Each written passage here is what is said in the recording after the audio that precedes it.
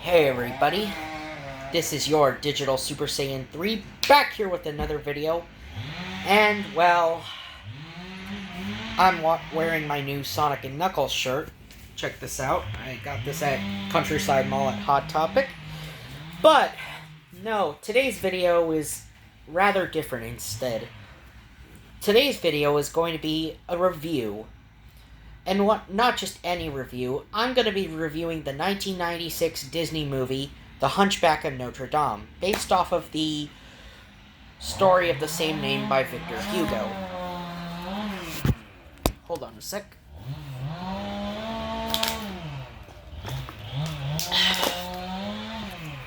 Now, where was I? Oh, yes.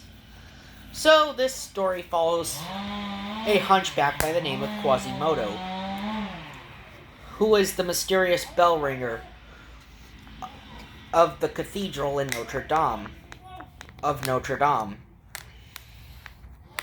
Basically having to live all his life up in the cathedral because he is deformed and ugly, after being taken in by a judge named Frollo,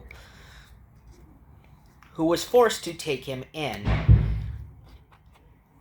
One day, against Frollo's orders, Quasimodo sneaks out to the Feast of Fools. But he ends up getting caught in the middle when the crowd begins torturing him, and he gets saved by a gypsy girl named Esmeralda. Thus, Frollo basically forbids Esmeralda from trying to help Quasi, and thus she ends up becoming a fugitive.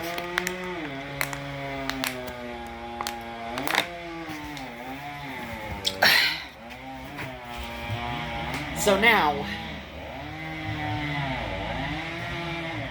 while she spends the movie being hunted as a fugitive by Frollo, Quasi also begins to befriend her, and Esmeralda becomes, well, the first real friend Quasi has besides, well, his gargoyles. And also there's this third guy by the name of Captain Phoebus, who was Frollo's second-in-command until he rebels against Frollo in the middle of the movie, during the second act of the film.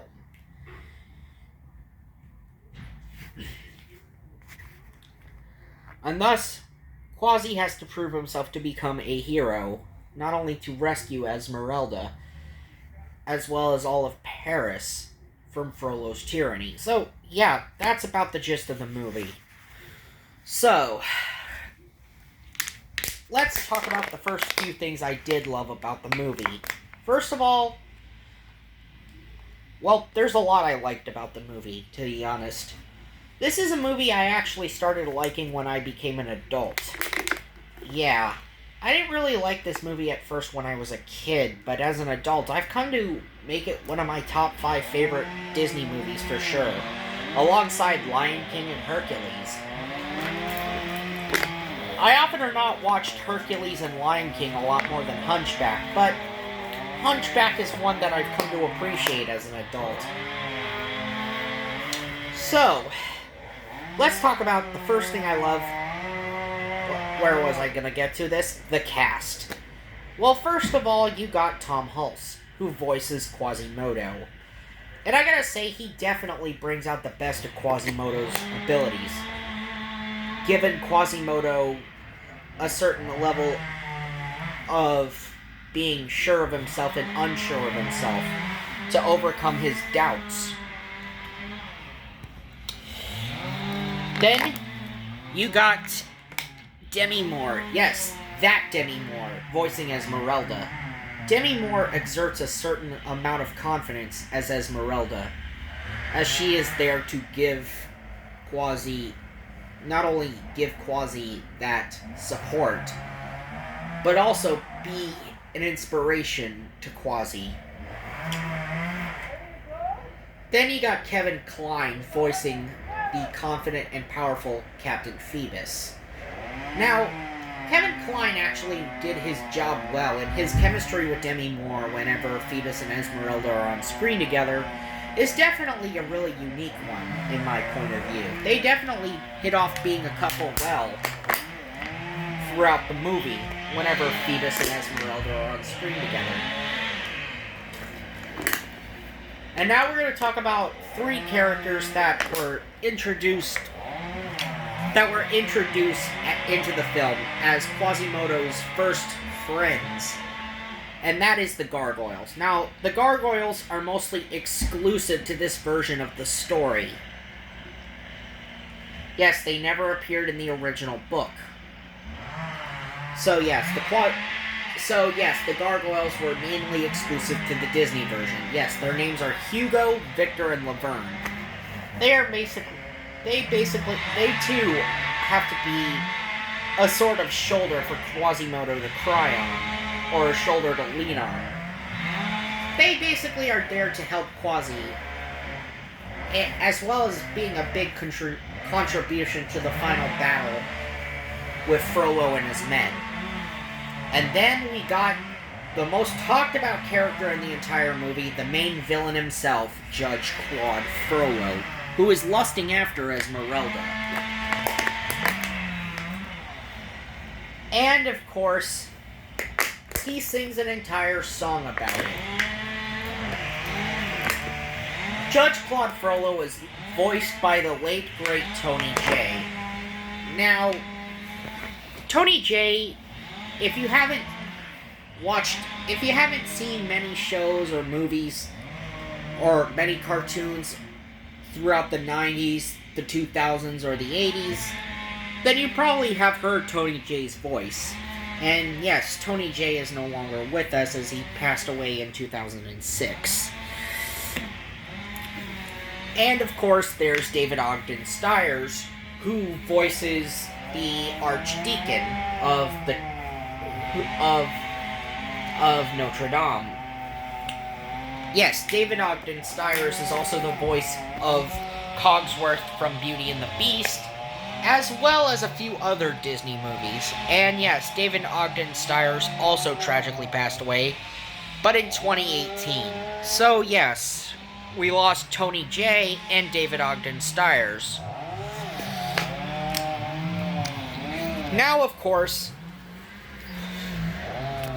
the characters themselves are indeed, like I said, great. You have Frollo as the lustful, wrathful, and full of himself villain, who basically uses God's name as a way to justify his dastardly actions throughout the movie.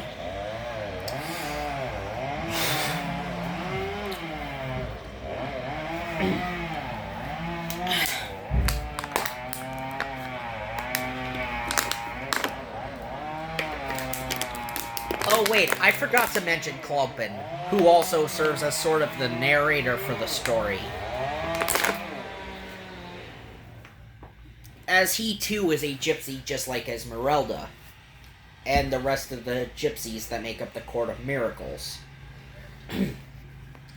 Okay, so basically that's all the characters I'm talking about. Now, I also forgot to mention... Oh wait, I forgot to mention another thing. Esmeralda's goat, Jolly. Yes, and Phoebus's horse, Achilles. And Frollo even had a black horse. Okay, yes, I forgot to mention the animal characters. Yes, there are some animal characters in here, but they're not as big of a role as the humans or, heck, even the gargoyles. Now, where was I? Oh, yes. Another thing I liked about it was the animation. This is Disney, for God's sakes. Animation is their strong suit. And this movie has a great look to it with the character models and everything. This did come during Disney's amazing renaissance during the 1990s. And this film followed up the critically panned film Pocahontas. Yes, so this film was released a year after Pocahontas was. But then, of course, we get to the main reason why Hunchback is so beloved, the music. Whether it be the vocal tracks or the amazing orchestrals, and both being done and written by none other than Disney's greatest composer, Alan Menken. Yes, Alan Menken pulled double duty, doing both the score and the vocal tracks for this song. Now, listing off all the vocal tracks of the ones that stand out. Well, the most to me that stands out is the main theme of the movie that opened the movie, The Bells of Notre Dame. You also got your heartfelt song like Out There, and your kooky songs like Topsy Turvy and A Guy Like You. And of course, Heaven's Light, which is another number that Quasimodo has all to himself besides Out There. And of course, you got the villain song Hellfire, and of course, the Court of Miracles song, which is sung by Klumpan, when Phoebus and Quasimodo basically arrive in the Court of Miracles, and they get captured by the gypsies while trying to warn them about Frollo.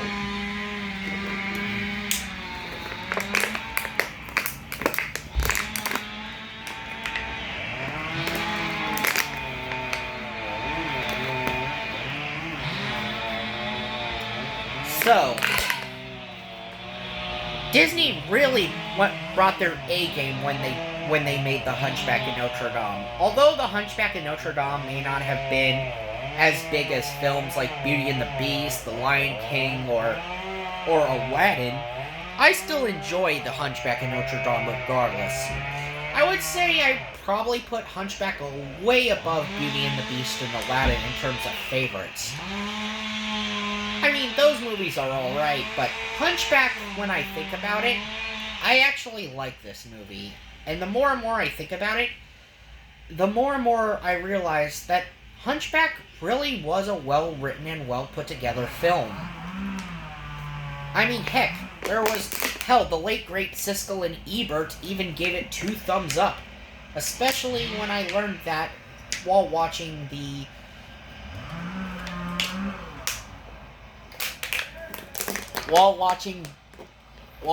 previews from an old VHS. So yeah, Hunchback of Notre Dame was definitely one for the ages, and definitely a film that I, myself, and many others will never forget.